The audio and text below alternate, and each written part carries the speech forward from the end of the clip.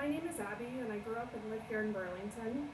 I urge you to vote no on accepting this replacement statue.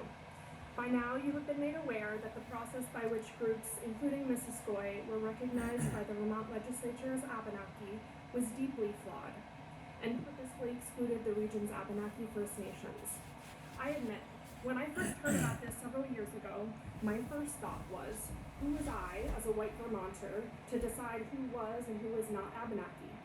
Wasn't indigeneity, like gender or sexuality, something that could be self-identified?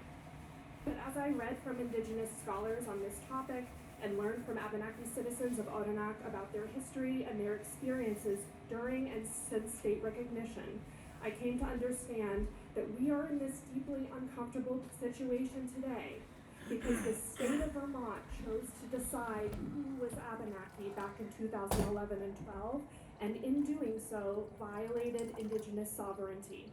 This statue that supposedly depicts an Abenaki person was realized by a group that Abenaki First Nations unequivocally state do not share any evidence-based kinship with Abenaki people.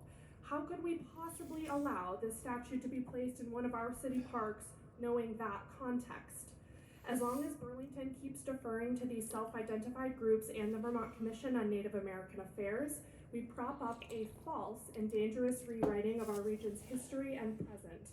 Accepting this statue would continue the state's tradition of shutting out Indigenous voices because they are politically inconvenient. Interrupt that tradition.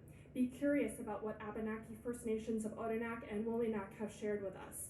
Burlington can be a leader in making decisions based on evidence. Thank you.